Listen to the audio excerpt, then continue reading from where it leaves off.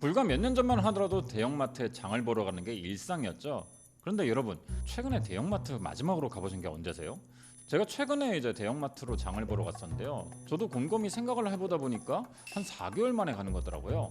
아무래도 온라인 쇼핑이 대중화된 이후로 대형마트는 전처럼 잘 찾지 않게 된 것 같습니다. 그래서 대형마트가 요즘에 위기라는 이야기들이 많이 나오고 있는데요. 그래서 오늘은 위기의 대형마트에 관한 이야기를 해보러 갑니다. 이슈연구소의 김바비입니다. 네, 대형마트들이 연이어서 동네에서 점포수를 줄이고 있는 상황이죠. 아마 동네에서 대형마트가 이제 영업을 종료한다 뭐 이런 발표를 보신 적이 있으신 분들도 있으실 거예요.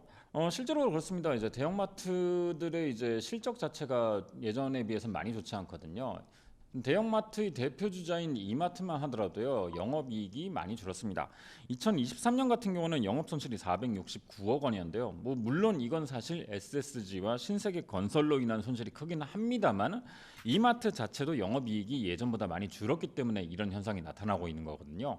또 홈플러스 같은 경우는 끊임없이 매각설이 흘러나오고 있고요. 테무나 알리에서 인수한다는 이야기까지 나오긴 했습니다. 물론 두 기업 다 이 사실에 대해서 뭐 부정을 하긴 했었지만요. 자, 이렇게까지 이런 일들이 벌어지는 가장 큰 이유는 바로 이커머스 때문입니다.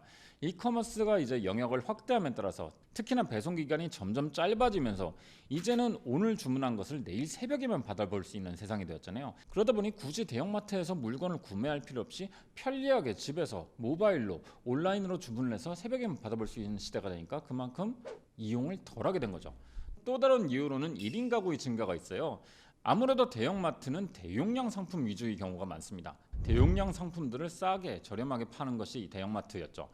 이게 가구원 수가 많을 때는 괜찮은 방식이었는데요. 지금은 1인 가구가 많다 보니까 말씀드린 대로 쿠팡이나 아니면 동네 집 주변에 있는 편의점을 많이 이용하는 경우가 많이 생겼죠. 그래서 대용량이나 가족 단위 상품을 주로 판매하는 대형마트가 현재의 쇼핑 문화와는 잘 맞지 않게 된 겁니다. 그리고 이건 부차적인 이유 중에 하나인데요. 대형마트는 쉬는 날과 쉬는 시간이 있습니다.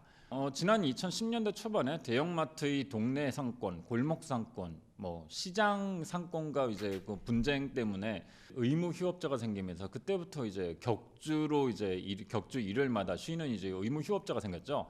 이것 때문에 많은 논란이 생겼고 마트 영업 시간이 짧아지는 일들도 발생했습니다. 그 때문에 사람들이 원하는 시간, 원하는 날에 쇼핑을 하기가 불편해진 거죠. 그에 반해서 이커머스나 편의점 같은 경우는 원하는 시간대 언제나 물건을 살 수 있는 곳이 되어 언제나 쇼핑을 할 수 있습니다. 이 차이가 굉장히 큰 영향을 미쳤다는 거죠. 그래서 현재는 쿠팡이 이미 유통 공룡 1위 이마트를 추월한 지가 좀 됐습니다. 현재 쿠팡 같은 경우는 작년도 매출이 31조 원 정도 되는데요. 이제 이마트 전체 매출이 29조 원이니까 이걸 이미 돌파한 상황이죠. 사실 이 이마트가 진짜 마트 이마트뿐만 아니라 SSG, G마켓 뭐 이런 기업들을 다 통합한 매출 규모가 그 정도란 걸 생각하면은 실제 격차는 훨씬 크다고 할 수 있는 거죠. 아무래도 사람들이 쿠팡을 이용하는 이유 중에 하나는 뭐 편리하기 때문이기도 하지만요. 저렴하던 것도 이유가 있을 것 같습니다. 마트 같은 경우에는요, 상품마다 가격 차이가 조금씩 있는 경우가 있습니다. 이건 마트마다 그 물품의 재고 상황이나 이제 도입 운송 비용, 보관 비용, 사입 비용이나 재고 관리 이런 거에 영향에 따라서 이제 가격이 매겨지는데요. 마트 같은 경우는 거길 찾아가야 가격을 알 수 있는데 반해 쿠팡 같은 경우는 온라인에서 늘 가격을 확인할 수 있으니까 이게 또 편리한 게 영향이 있는 것 같습니다. 자, 이 외에도 또 한 가지 변화가 있는데요. 대표적인 것 중에 하나가 의무휴업일의 폐지입니다. 현재 지자체를 중심으로 이 의무휴업일 폐지를 시도하는 곳들이 점점 늘어나고 있는데요. 이것도 굉장히 논란이 많습니다. 지역 소상공인들이나 시장 상인들 같은 경우는 여기에 대해서 격렬한 반대를 하고 있는 상황이거든요. 마트의 의무휴업일을 폐지하면은 우리가 피해를 본다. 이건 사실 의무휴업제가 등장하던 당시부터 논란이 있던 일들입니다. 의무 휴업일이 등장한 것 자체가 대형 마트로 인해서 지역 소상공인들, 시장 상인들이 피해를 입는다. 이것 때문에 이들을 보호하기 위해서 등장한 제도였는데요. 이 제도의 폐지 때문에 다시 소상공인들과 시장 상인들이 반발하고 있는 거죠. 시장 상인들이나 소상공인들은 마트 때문에 장사가 되지 않는다라고 주장해서 이런 의무 휴업일을 이제 지지를 하는 상황인데요. 현재 이커머스의 영향 확대 때문에 아무래도 대형 마트뿐만 아니라 전체 오프라인 이제 소매 유통 자체가 위축되고 있는 상황이기 때문에 본격적으로 의무 휴업일 폐지가 언급이 되고 있는 걸 알 수 있습니다. 물론 여기서는 소비자적인 입장에서만 보자면은 사실 폐지돼도 큰 상관없긴 합니다. 의무 휴업이 있건 아니건 시장이나 소상공인 가게를 찾아가지 않은 소비자들은 안 찾아가게 돼 있으니까요. 그리고 지금 현재는 이커머스의 등장으로 인해서 애초에 소비자들이 오프라인 소매 유통의 이용을 줄인 상황입니다. 그렇기 때문에 의무 휴업이 폐지된다고 해서 크게 나아질 게 없는 거라 보는 사람들이 많은 거고요. 그러다 보니 대형마트들도 큰 변화를 시도하고 있는 중입니다. 자, 상황이 이렇다 보니 대형마트들도 나름대로 타겟책을 세우고 있는데요. 대표적인 것 중에 하나가 신선식품이 비중 확대라고 할 수 있습니다. 자, 그 대표적인 사례가 이마트 하드 디스카운트 스토어나 메가 푸드마켓, 그랑 그로서리 같은 곳들인데요.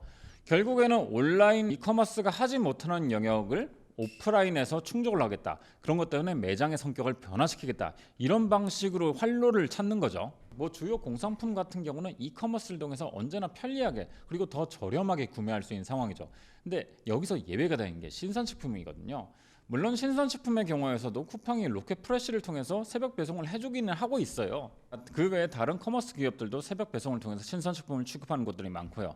근데 문제는 그겁니다. 신선식품의 신선도를 우리가 확인할 수 없다는 거예요. 도착을 해야 알 수 있는 상황이죠. 그리고 좀 까다로운 소비자들의 경우에는요, 아예 신선식품은 온라인 구매를 하지 않은 경우도 많습니다. 왜냐하면 그만큼 신선한 식품은 오프라인에서만 구할 수 있다는 믿음 때문이죠. 여기는 이커머스 통해서 신선식품을 구매해봤다가 실패하신 분들의 경험도 한몫을 하고 있는 것 같아요. 뭐 대형마트들도 의무 휴업일 폐지뿐만 아니라 나름대로 새벽 배송이나 이제 온라인 유통을 시도하고 있긴 합니다. 대표적인 것 중에 하나가 이마트에서 실시하고 있는 ssg.com이라고 할 수 있죠. 근데 현재로서는 너무나 갈 길이 먼 것 같습니다. 오프라인 유통 자체가 굉장히 비용이 많이 드는 일이기도 하고요. 그만큼 규모를 달성한 쿠팡과 경쟁하기가 또 굉장히 어려운 일이 됐기 때문이죠. 그렇기 때문에 당장 의무 휴업일을 폐지한다고 해서 오프라인 유통이 살아날 것이라 보는 것은 좀 어렵습니다. 물론 나름대로의 방향성을 잡고 있긴 하고 여기에서 많은 실험들을 시도하고 있는 중이죠. 그리고 이 실험에 따라서 오프라인 유통의 방향성이 결정될 수도 있다고 보는 거고요. 당장 미국 같은 경우에도 아마존이 엄청난 거대 기업이 되었지만 그렇다고 해서 월마트가 망해버린 건 아니잖아요. 월마트도 나름대로의 입지를 찾아가고 있는 상황입니다. 대표적인 코스트코 같은 경우에도 나름대로 오프라인 유통업체로 입지를 자리매김한 상황이고요. 그와 마찬가지로 오프라인은 오프라인의 방식대로 방향성을 잡아 나가는 게 중요한 거죠. 이것 때문에 앞으로의 오프라인 유통, 특히나 대형마트의 경우에는 과거와 같지 않고 더 많은 변화가 필요할 수 있는 지금과는 굉장히 다른 방향으로 노선을 잡아가는 방식으로 발전하지 않을까 하는 것이 이제 많은 예상들이죠. 자, 오늘은 이렇게 대형마트의 위기에 대한 이슈를 다뤄봤는데요. 혹시나 대형마트에 관해서 궁금하신 점이 있거나 재미있는 내용이 있으시다면 댓글로 남겨주시길 바라고요. 다음엔 또 다른 이슈로 찾아뵙도록 하겠습니다. 안녕히 계세요.